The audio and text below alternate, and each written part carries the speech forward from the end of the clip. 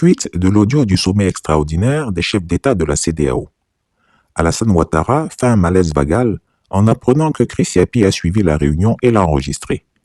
Il soupçonne des chefs d'État traîtres de collaborer avec Chris Yapi.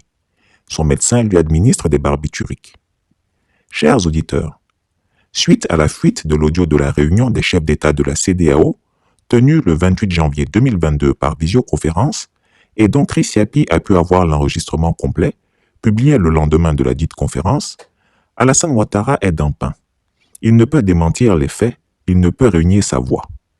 Cet audio révèle non seulement les mensonges, mais surtout la duplicité de l'homme. Il vient donner raison et confirmer l'opinion du président Gbagbo sur lui. Souvenez-vous que Laurent Gbagbo avertissait la terre entière en disant qu'Alassane Ouattara est un menteur. Mais Alassane Ouattara est un menteur.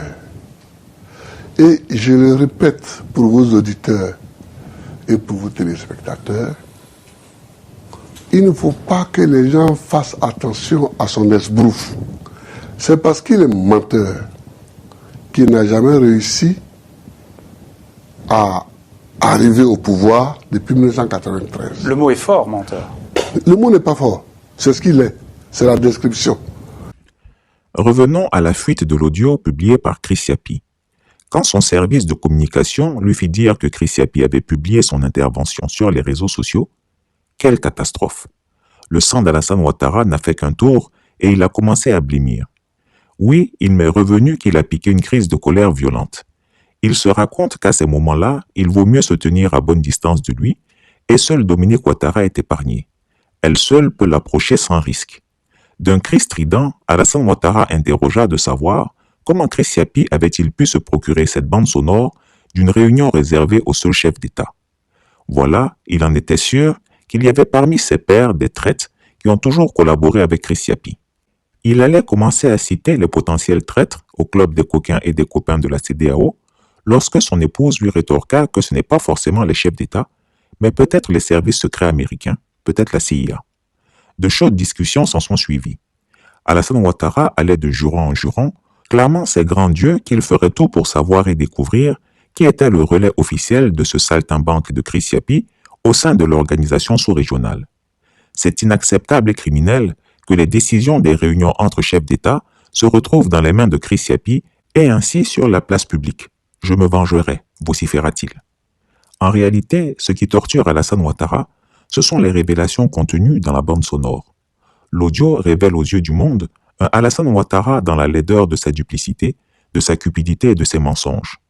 L'audio montre bien qu'il s'érige en gourou donneur de bons points. Par exemple, il se satisfait de la transition guinéenne. J'espère que cela plaira à son ami Alpha Condé en soins à Abu Dhabi.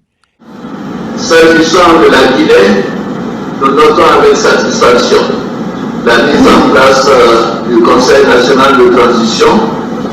J'encourage donc les autorités de la transition à soumettre un chronogramme raisonnable à la commission de la CEDEAO dans les meilleurs délais. Et réclame la plus grande fermeté avec le Burkina Faso.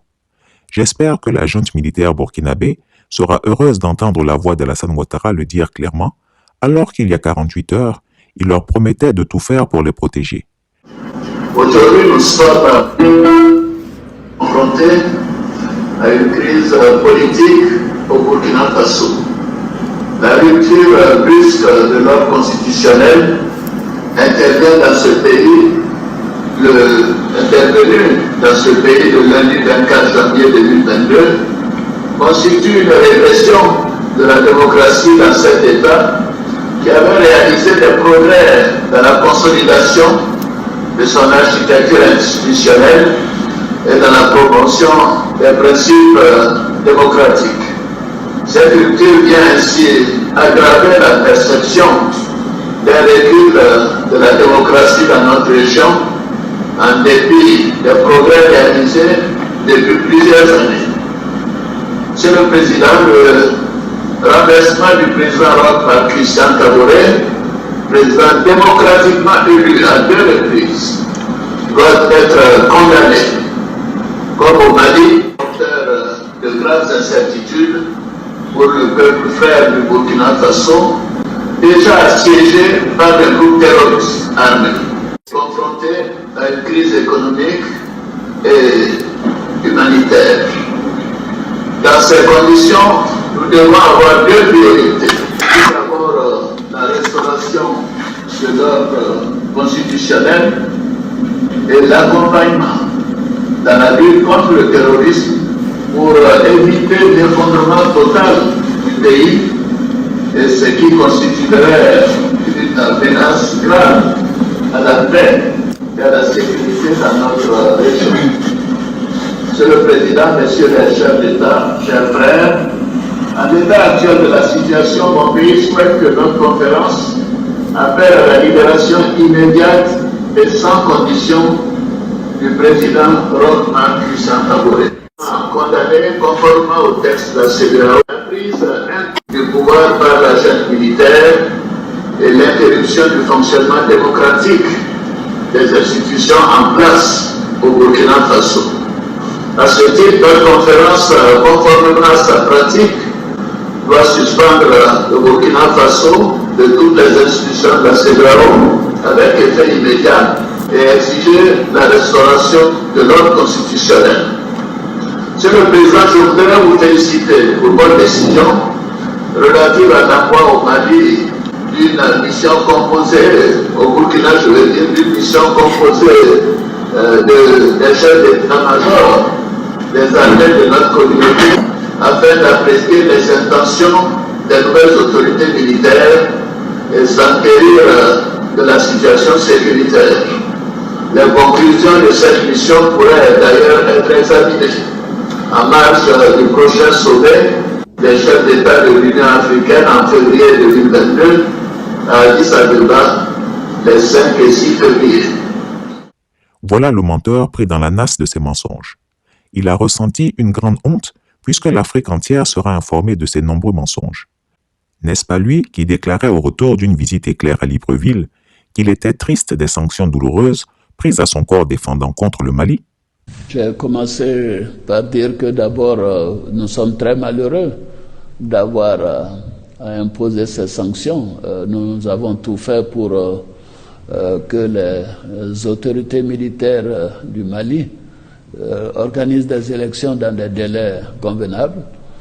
C'est vraiment à notre corps défendant que nous avons ces sanctions en place. Notre souhait serait que ce soit levé le plus rapidement possible, mais pour cela il faut un chronogramme crédible, une application donc de ce chronogramme pour faire des élections dans des délais rapprochés.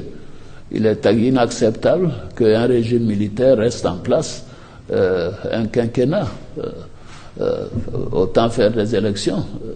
Pourtant, on l'entend clairement dire dans cet audio qu'il se réjouit que l'Union africaine et l'Union européenne aient soutenu les sanctions illégales et illégitimes de la CEDEAO contre le peuple malien.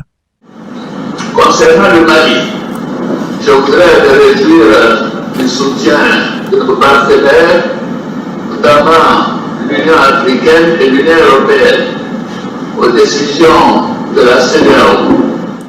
N'est-ce pas le même Alassane Ouattara qui, avec une voix claire, ferme et forte, réclame qu'on punisse le Burkina Faso?